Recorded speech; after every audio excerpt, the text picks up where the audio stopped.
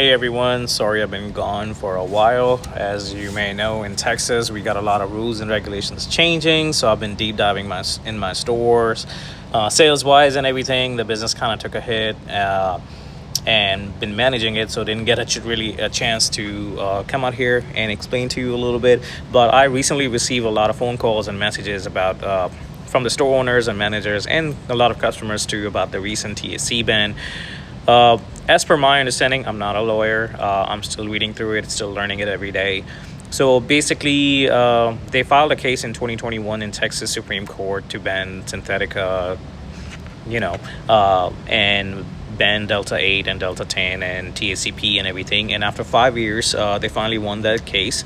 For me, DSHS may be overreaching and trying to ban everything with also including the THCA, which I don't think is correct or anywhere allowed. I think that's why they got 5 lawsuits on them so far, and the sixth one from THBC should be filed today or tomorrow. I think that's what they're timing for. But either way, product wise, what's allowed to be sold, what's not allowed to be sold is very clear. In my store, my recommendation will be don't keep any Delta 8 gummies, drinks, flour, pre-rolls whatsoever, tablets, whatever you have.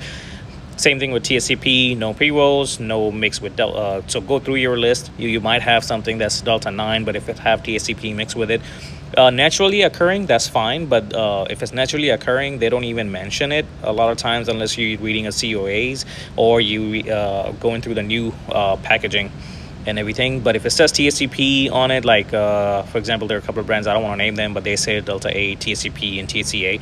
Those are not allowed. Same thing with the drinks. THCPs are not allowed. They're a big no-no. They're basically Schedule 1. To be honest, it feels like they're worse than carrying the actual thing, because you can get a lot of days in there. You can get a lot of fines for it and everything. So keep Delta 8, THCP, and everything off your shelves. I also have a lot of customers asking about the 7.0 products. So 7.0s are basically gone on a federal level. It has nothing to do with just the Texas. 7.0, the problem with that is what's confusing. It's supposed to be banned on August 5th, which has already happened. But DEA was supposed to announce something separately, which they didn't announce yet. They might in a day or two or whatever, but the product is banned. A lot of people are giving excuses that, oh, since the DEA didn't release anything, it's not banned. No, it's banned completely. And it's not a good product anyway. In my stores, I hated keeping it. I only brought it in for customers, and I kept the milligram low. Any product is great as long as you have some kind of limitations on it. So me, when it was 10-15 milligram, it was amazing. But customers were happy. It really helped people. But when greed get involved and you go from 10 milligram, a tablet that you're supposed to split, so 5 milligram, to 300 milligram per tablet, and there's no limitation of how much you can buy, of course it's gonna ruin it. There will be a lot of other options to get people off of it. I know it's going to be very hard, very tough, especially for the people who are used to it, because they were on some other products, some of them, and it took them very, what should I say, a long time to get off of that thing, to get on this, to be off of that. So what I would recommend is Kratom is not a bad product. 7.0 was, because in a Kratom, 7.0 is naturally found, but it's a very minute amount. They extracted it, mixed synthetic with it, and made it so potent that it just basically got people. So I would say if you still like Kratom, is still a good product as long as you do a legit ones. You shouldn't be doing anything 7.0 anymore. I like extracts. I like 1 gram capsules. Powder I don't really like, because the problem with is a lot of people don't gauge it right, so they end up using more capsules. And do 1 to 2 capsules, which is enough.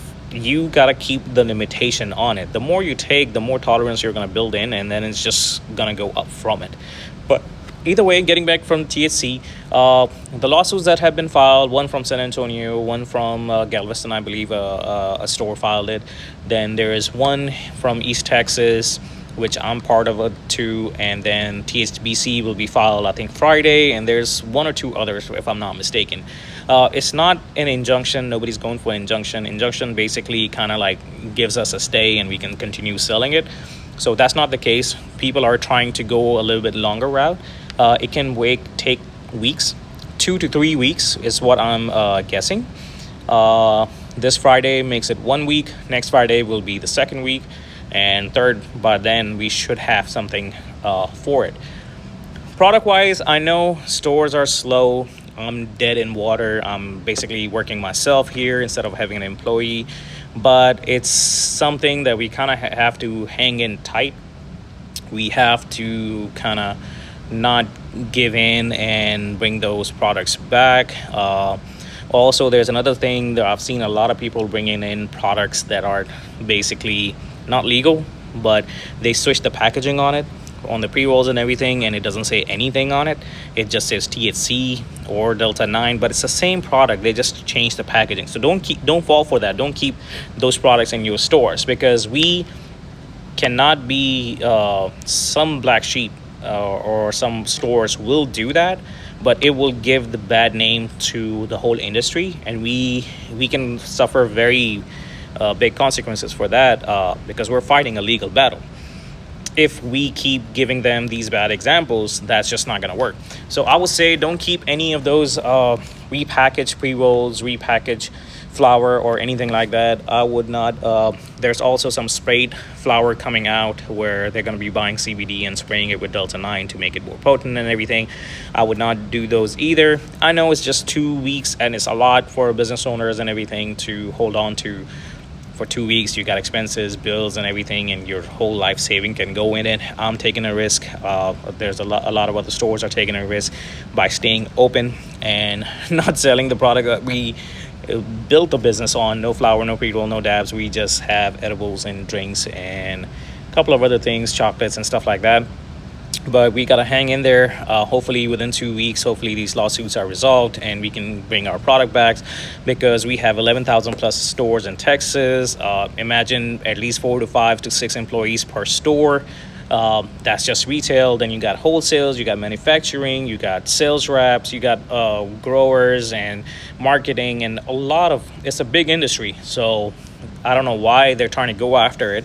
They keep trying to go after it, and every time people have voted and showed their support for hemp, but they keep trying to ban this and keep trying to promote alcohol. Even on the conference or whatever you call it, they said, oh, it's hurting alcohol sales. Okay, that's a good thing. We don't we don't want people on alcohol. We want people on hemp. Alcohol nearly killed 11,000 people in Texas last year.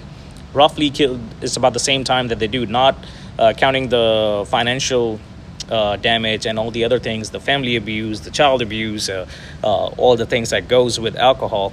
And if people are switching to hemp, what's wrong with it? I haven't seen anybody do any complaints or anything like that. I read a recent report. Somebody was showing me that those frantic calls or the emergency calls for the psychoactive THC or whatever you want to call it, rose up a lot during this past time. But you got to understand, people, how can you be sure that those products are bought legally from the stores? Because you find the actual stuff on the street everywhere sells it. You can buy it online these days. So how are you going to blame the stores for those calls? And then also the problem with those, again, it's the same thing. After COVID, the quality on the street is not what it used to be. People are buying cheaper products, and to make them stronger, they're adding stuff to it. So of course that's going to mess it up. But either way, not to go on a long speech on that, I would say just sell the legal products, stay with it. And if the customers are doing this, support your local stores. Go buy an edible, go buy a drink, go buy something to keep them in business, because they are there for you. We are small mom and pop stores. We are not chain stores, so we need your support. For the next 2 weeks is very much needed. So if you can, go to your local store, spend $5, $10, $20 and just buy whatever you need to. And hopefully in 2 weeks, we'll be back in, full inventory, full stock. See ya.